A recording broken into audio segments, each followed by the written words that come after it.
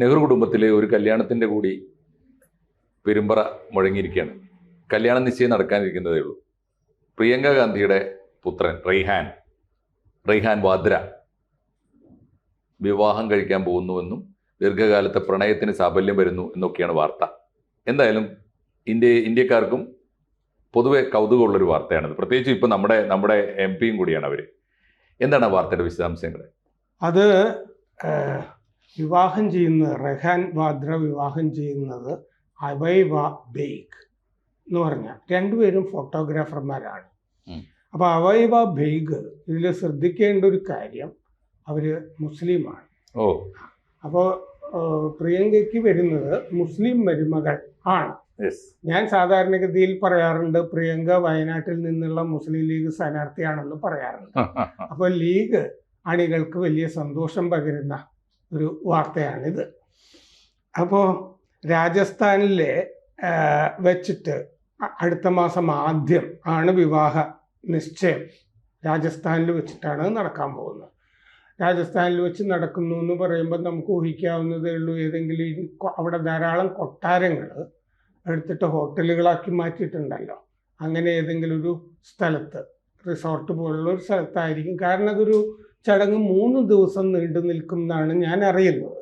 ഈ വിവാഹ നിശ്ചയ ചടങ്ങ് സ്വകാര്യമായിരിക്കും, വേണ്ട ഒരു 10-500 പേരെയൊക്കെ വിളിക്കുന്ന ഒരു സംഭവമായിരിക്കും എന്നാണ് മനസ്സിലാക്കുന്നത്. ഈ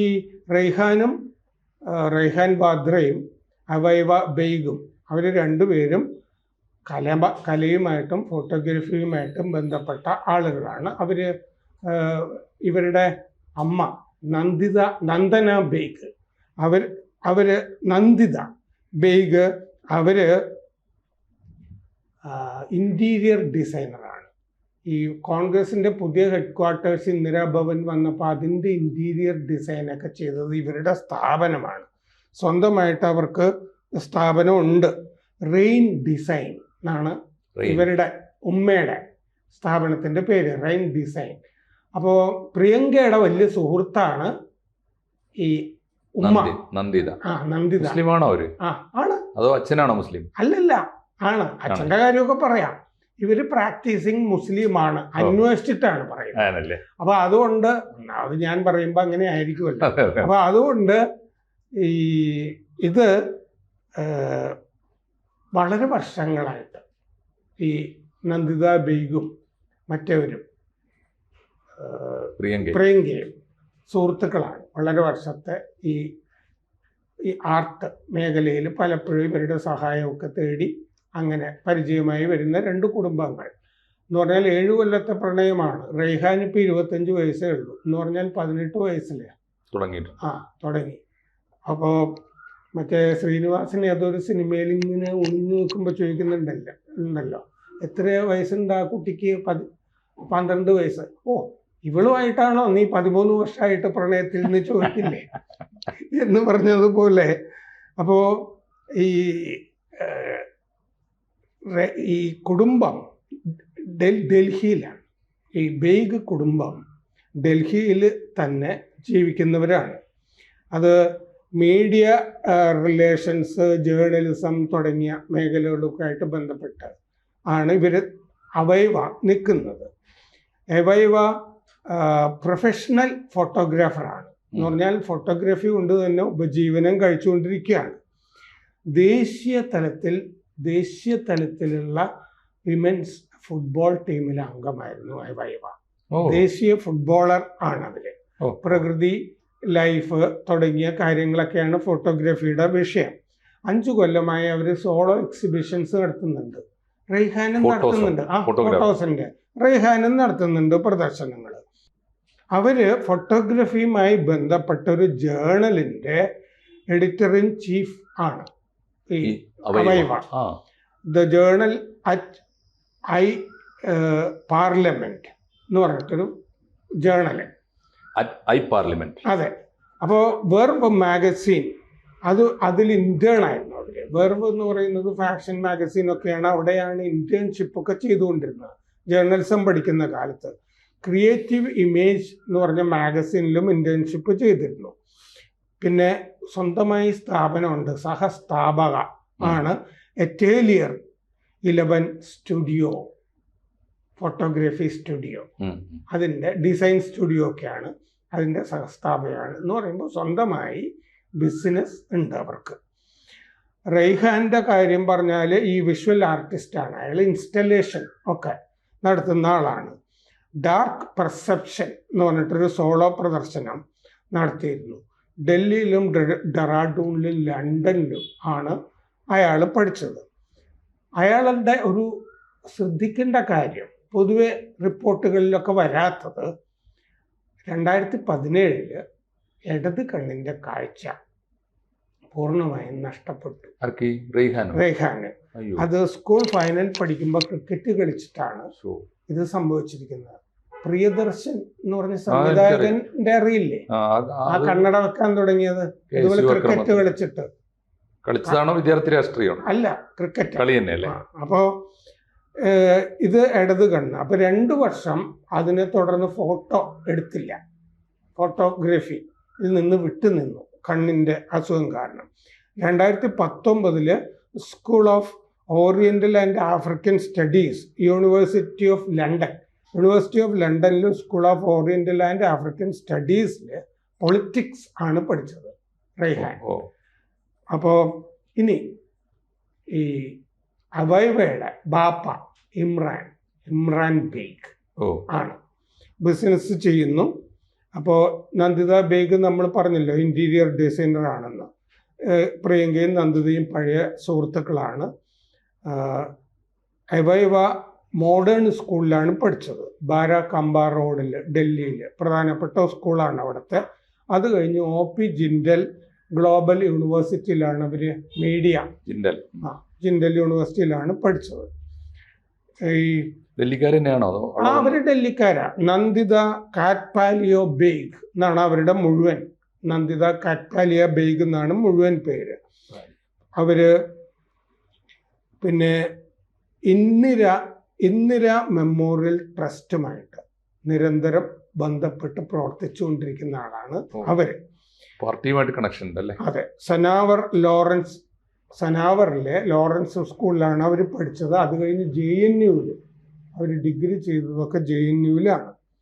നേരത്തെ പറഞ്ഞ പോലെ റൺ ഡിസൈൻ എന്ന് പറഞ്ഞ സ്വന്തം കമ്പനി ഉണ്ട്. അപ്പോൾ ഇവരുടെ ബയോഡാറ്റ ഞാൻ നോക്കിയപ്പോൾ ഷീസ് എ പ്രാക്ടീസിങ് മുസ്ലിം. എന്തായാലും സന്തോഷമുള്ള വാർത്തയാണ് പല കാരണങ്ങളാൽ. ഒന്ന്, ഏറ്റവും പ്രധാനപ്പെട്ട ഒരു കാര്യം എന്താണെന്ന് വെച്ചാൽ ആർട്ടിസ്റ്റുകളായ 2 പേര്, അപാരമായ സ്വന്തം നല്ല എൻ്റർപ്രണർഷിപ്പുള്ള, വളരെ കൃത്യമായ കാലിബറുള്ള ഒരു പെൺകുട്ടി, ജേർണലിസ്റ്റ് ആയാലും ഫോട്ടോഗ്രാഫർ ആയാലും ഇൻസ്റ്റലേഷൻ എന്ന് പറഞ്ഞാൽ ശില്പം കൂടിയാണ്. അപ്പോൾ അത് എല്ലാവരും കൂടി എനിക്ക് തോന്നുന്നു ഒരു കലാകാരന്മാരുടെ ഒരു അടുപ്പം. മാത്രമല്ല അതിപ്പോൾ പിന്നെ അതിലുള്ളതിപ്പോൾ ഇതൊരു മുസ്ലിം കുട്ടിയാണെന്ന് എനിക്ക് തോന്നുന്നു. മിശ്ര വിവാഹം എന്നൊക്കെ പറയുന്നത് ഇന്ത്യയുടെ ഒരു സ്വാതന്ത്ര്യ സമര ചരിത്രത്തിൽ കുടുംബത്തിന് അതൊരു വിഷയമല്ല. അല്ല, നെഹ്റു കുടുംബത്തിൽ മാത്രമല്ല സർ, സ്വാതന്ത്ര്യ സമരത്തിലുടനീളം പലരും പല തരത്തിലുള്ള ബന്ധങ്ങൾ പൊതുവെയും വലിയ വിഷയമല്ല. അല്ല ഇപ്പോ ഇവരുടെ കുടുംബം വരെ, ജോർജ് ഫെർണാണ്ടസിന്റെ കുടുംബം വരെ അത്തരത്തിലുള്ളവരാണല്ലോ. അപ്പൊ ഞാൻ പറഞ്ഞ അതൊരു ഇഷ്യൂ അല്ല. മാത്രമല്ല ഇന്ത്യൻ രാഷ്ട്രീയത്തിലാണെങ്കിൽ ഇപ്പോ ഇന്ദിരാഗാന്ധിയെ കല്യാണം കഴിച്ചത് ഇപ്പോ ഫിറോസ് ഗന്ധി പാഴ്സി ആയിരുന്നല്ലോ. സാക്ഷാൽ മുഹമ്മദ് അലി ജിന്ന കല്യാണം കഴിച്ച് പാർസി ആയിരുന്നു.